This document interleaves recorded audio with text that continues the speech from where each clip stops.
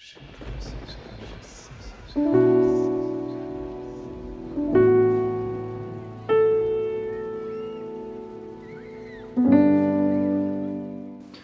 guys, Amar here, How High Can You Fly TV. So in this video I'll be talking about how I'm self-administering psilocybin to help me overcome anxiety, attention deficit disorder and to improve my sleep. So just a little bit about me. I've had anxiety for most of my life, kind of needless worrying, social anxiety. I've always had a problem with focus, concentration, really being able to apply myself and learn easily and quickly. So these things have been with me for a long time, and also my sleep is a little bit hit and miss. And so I decided to use psilocybin to help me with these conditions. The way I see these conditions, and depression as well, any of these psychological conditions, I kind of see them as a mental disability because they take away from our life experience. We don't want to feel anxious. We don't want to have to worry.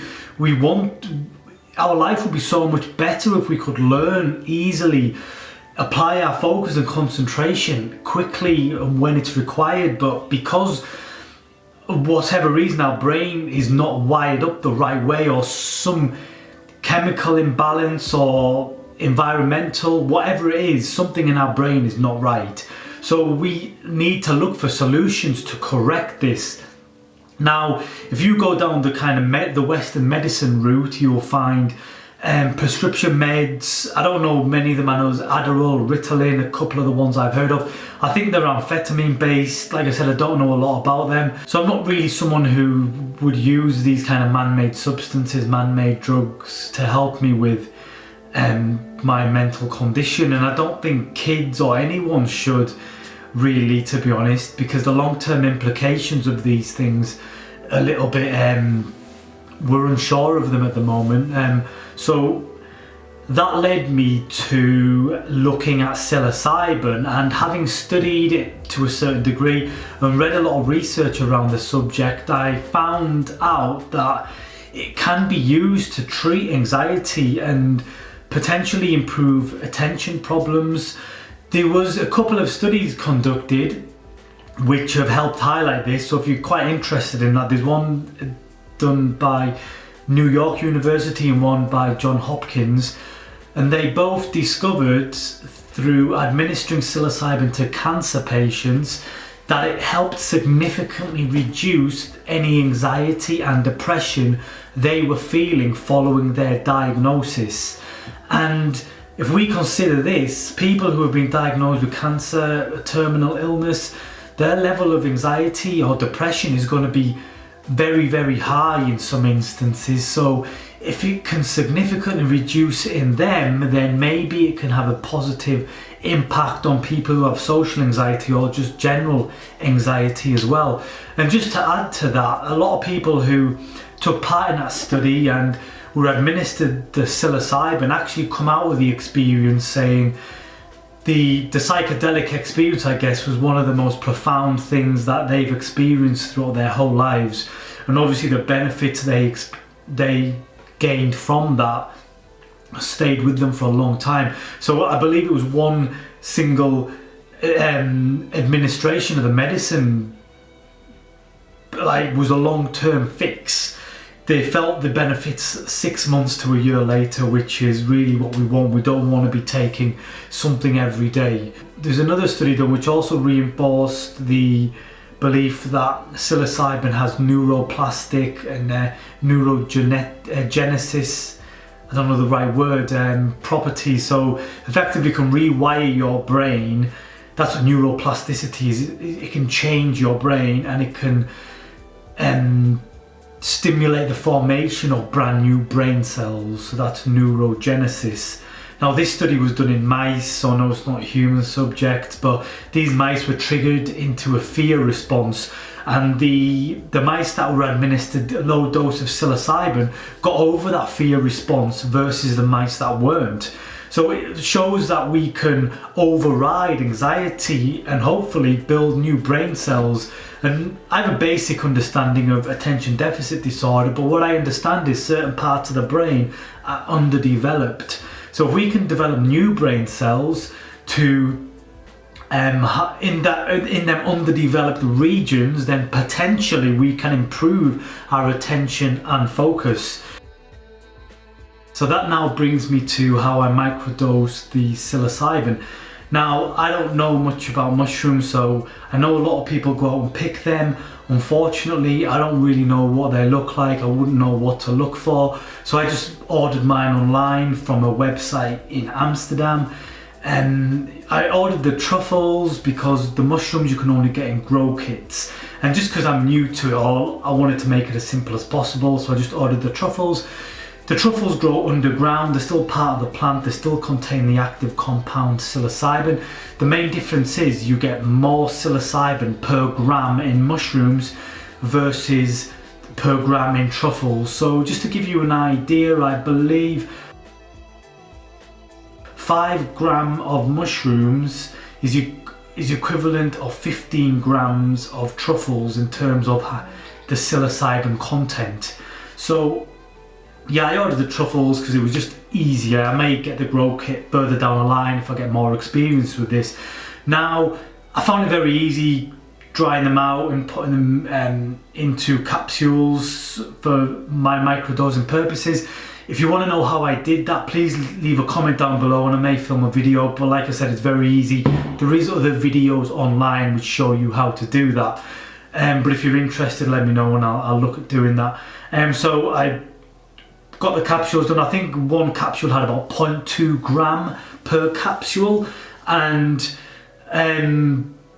yeah, the plan was to just take microdose once a week and then take a larger dose once a month. Now when I say larger dose, I don't mean I was going on a full-on trip. I was taking, like yesterday for example, I took 5 grams of truffles, which is about, in normal mushroom terms, what, 1.3 or 2 grams, somewhere 1.5, somewhere around about that, 1.5 grams. And I didn't feel much, to be honest. It was a very light dose, but I like to do that because I just feel like I get it more into my system, and so I feel that helps me personally. That's the kind of route I'm taking at the minute, is to microdose once a week and then take a heavier dose once a month. But when I do take a heavier dose, I don't take anything for like 10 days to 2 weeks after that, because I don't want to build up my tolerance or to the substance. So yeah, I have noticed by taking the heavier doses, the microdose doesn't have as big an effect on me. So just be careful how you do that. A lot of people tend to microdose kind of 2 or 3 times a week from my understanding, like once every 3 or 4 days. I may try that, but for now I'm just going with this approach because I think it's a little bit more respectful to take a heavier dose. Just respect the plant, let it know that just to know what it's about. That's the way I kind of see it. And I just wanted to add that I don't use mushrooms as for any recreational use. For me, it is 100% medicinal. It's all very sacred and important, and even before I do it, I know weeks in advance which days I'm going to use. It's like I just want to highlight, it's not for recreational purposes whatsoever. It's to help improve my life, basically. So please don't watch this video think I'm just doing it to trip off my head. It's not that whatsoever. In fact, I don't even really enjoy the trip. It brings on anxiety in me. But I do it because I have this mindset of sometimes you have to go through the difficulties to develop strength and get to where you need to be. Yeah, so what do I do when I have taken the mushrooms? What I would recommend doing is, instead of taking a mushroom sitting in the house if you're microdosing, go out and do something which may make you a little bit anxious. Maybe it's just being out in public, or maybe it's speaking to someone, whatever it is. I think that when we put ourselves in a new situation or something that scares us and we're under the influence of this medicine, our brain is more likely to rewire under that stimulus, under that stress. So put your brain under some kind of stress while you're under the influence of the medicine, and I think that's what I try to do, in the belief that it will help kind of program my brain in a better way, or connect it up in a better way. So yeah, and also just set intentions with why you're using it. Write your intentions down. Just be very clear about why you're doing what you're doing. And I genuinely believe this stuff goes into your unconscious. It's in there, and then when we take these substances, it gives them a guideline or a framework to work within. So yeah. So the benefits that I have experienced following this short microdosing, I've been doing about 6 weeks. I've done 2 heavier doses in that time. A couple of things. First thing, my anxiety is the lowest it's ever been. Yes, I do other things such as meditation, exercise, cold showers, all that stuff, read. I've had therapy in the past. I do all these things, but I think it's just about adding something. I don't think the psilocybin is a all-in-one that's going to fix all your problems, but I think it can be an important part of the whole puzzle, the whole thing. And for me, it may have been a missing part. I don't know yet, it's too soon to say, but I'm kind of hoping it was, because my anxiety's reduced, my concentration and focus. Again, I do a lot of things to improve it, but it is the best it's ever been. And I can't solely put it on the psilocybin, but I would say it's definitely contributed to it.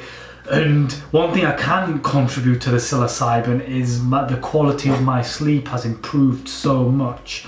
I'm sleeping better now than I have for a very, very long time. I'm getting 8-9 hours sleep. I'm quite sensitive in that I need time to really recharge, and if I don't get that recharging time, if I don't get my sleep, I'm a little bit miserable the next day. So sleep's very important to me. And I heard Tim Ferriss actually recommend psilocybin for sleep. It works. It worked for me. From my understanding, it works. And you don't even have to take heavy doses, microdose. And like I said, my sleep's massively improved. How I feel on a microdose, it's a very subtle feeling. Sometimes I think it's just a placebo because you're taking such a small dose. I think I'm taking 0.2 grams, just such a small dose on a truffle. But I seem to have a clearer mind.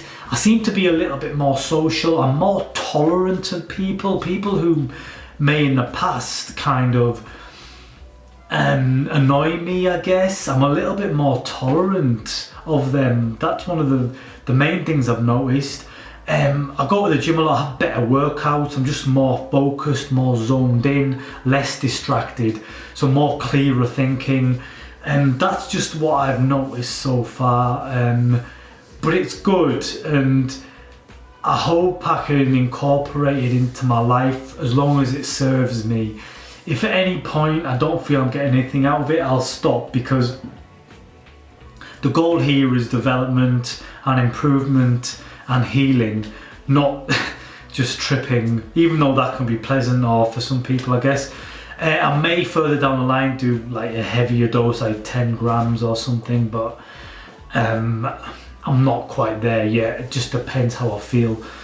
So that's pretty much everything I wanted to share. If you have had a similar experience with microdose, or you're thinking about microdosing, or you do it in a different way to me, please leave a comment down below, because I would love to hear about that. But yeah, or even if you want to see how I prepare my microdose, please comment down below, and I'll upload a video showing you how I do that. But otherwise, yeah, share the video, subscribe, comment, thumbs up, you know, all that good stuff, and I'll hopefully see you again on the next one. Thank you, God bless, bye.